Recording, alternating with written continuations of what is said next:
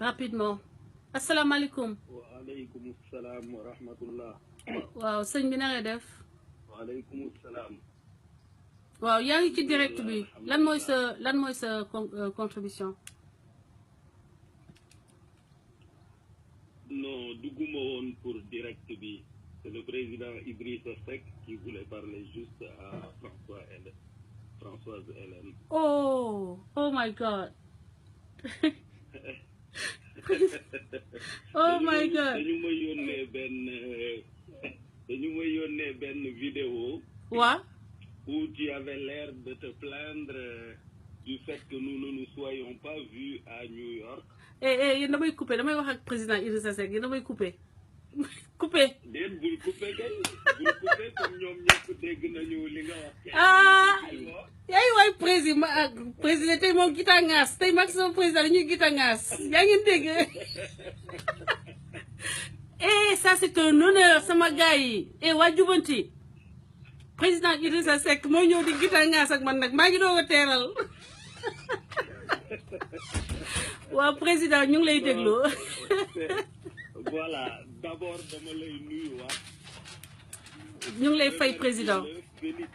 Féliciter le ci liggéey bi ngay def. Mais surtout remercier le, féliciter le ci déplacement bi nga def. Pour venir participer au Bamba Day en communion avec toute la communauté mouride, avec toute la communauté musulmane, avec toute la communauté sénégalaise. may leen ko ay cœur may leen président Idrissa Seck ay cœur dans l'histoire du Sénégal musuma gis ko amee may na kër gi xonk na kër gi xonk pat def leen ma kër gi na xonk léegi ah. C'est trop gentil, mais c'était juste parce que franchement je partage totalement li nga wax. Mais ce n'est absolument pas de la négligence et j'avais noté dans mon agenda de te rencontrer. Monsieur pour te remercier d'abord pour tout le soutien que tu apportes à tous les combats et à toutes les causes qui le méritent au Sénégal. Absolument. Mais surtout, je voulais te voir pour discuter de la situation de la diaspora, des propositions que j'ai faites, avoir tes inputs. Parce que je sais que tu es très attentive à tout ce qui touche à la diaspora sénégalaise. Absolument. Aux États-Unis et même au-delà des États-Unis, partout ailleurs. Absolument. Et que tu suis avec énormément d'attention, d'assiduité et d'intérêt liés au Sénégal. Donc c'était juste pour te dire ça et pour te dire que je suis extrêmement désolé de n'avoir pas pu te voir à New York. Et je profite de ton live pour remercier à nouveau aussi bien les organisateurs du Bamba Day, MICA, l'Association des Sénégalais d'Amérique, qui ont accueilli à leur siège tous nos compatriotes qui se sont mobilisés, qui sont venus à l'aéroport. Certains n'ont même pas pu me croiser, ni me serrer la main. À eux tous, je dis un très très grand merci et je leur adresse une tonne de cœur bien rouge. Ah ouais, vraiment. Je leur dis tout mon amour, toute mon affection. Oh, ça... Et à toi aussi, un très grand merci. J'ai senti, Monsieur le Président, beaucoup d'affection. Quand je vous ai... Vous savez que toute l'affection que je vous porte, vous le savez. Ça, c'est un... Tout le monde le sait. Et c'est précisément pour cette raison-là que j'ai été extrêmement attentif à ton alerte. Et c'est une alerte très positive. Et c'est cela que j'attends de l'ensemble de mes compagnons. Absolument. À chaque fois qu'ils notent un manquement ou quelque chose qui peut être négatif dans la conduite ou dans le discours, très bien. Je souhaite être alerté pour apporter les corrections appropriées. Alhamdoulilah. Alhamdoulilah, Président. Merci beaucoup, Hélène, et à très très bientôt. C'est ça, nous sommes ravis. Gis nga waa kër gi yëpp fi mu ne nii seen baaraam yaa ngi métti ndax rouge bi ñu bëgg bi ñuy def. ndeysaan nga ziyaareel ma ñoom ñëpp incha allah. kontaan naa président. boo amee un moment sama numéro mu ngi noonu comme ça ñu gën a waxtaan. très bien. Très bien. ci li aju ci réew mi incha allah merci beaucoup. Ah sama xel dal na kontaan naa léegi kontaan naa. Allez, au revoir. Bonne journée, Monsieur le Président. Merci, au revoir. Sama gars, vous n'avez jamais vu ça, non? Vous avez jamais vu ça, hein? na kër gi xonk. Et vous voyez ce qui est important dans la vie.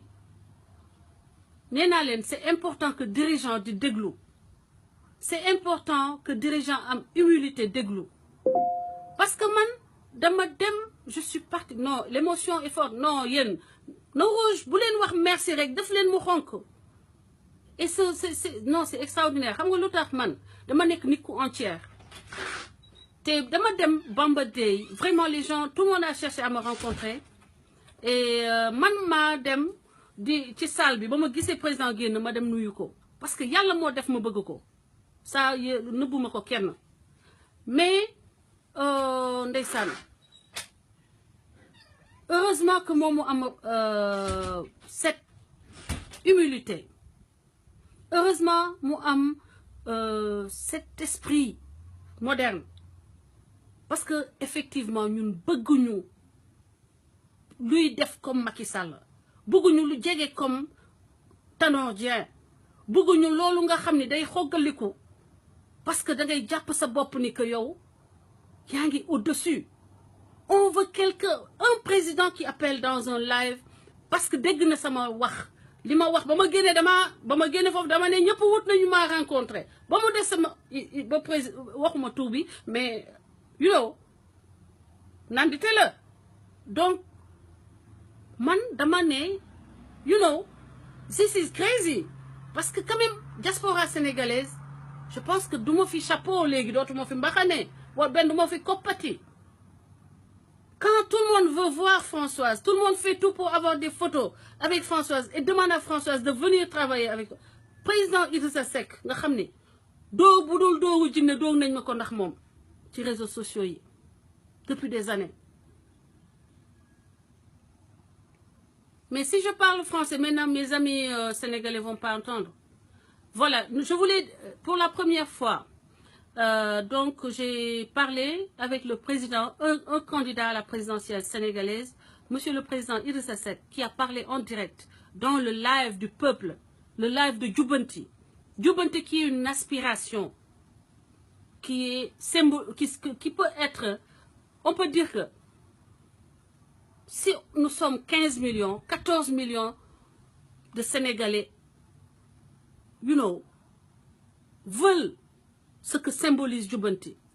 C'est-à-dire un Sénégal humble, un Sénégal qui ne se prend pas la tête pour prétendre être autre chose que ce que l'on est.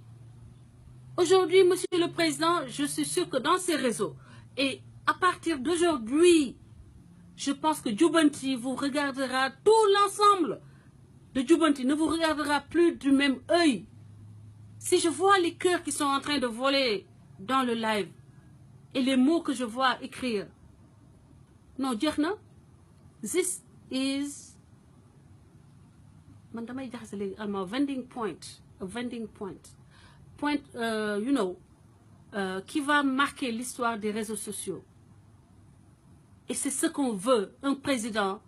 Monsieur le président. Boru Matam de, amna ñoo xamné dañuy cimetière sanni ci ay xop. Président bi daal di xool kan la xam Matam woote fa nemmeeku waa Matam daal di jëf waa Matam gis ko la famille des réseaux sociaux on est une famille malgré les divergences man compétence yi fi nekk xam naa leen et xam naa seen yéene ci biir Sénégal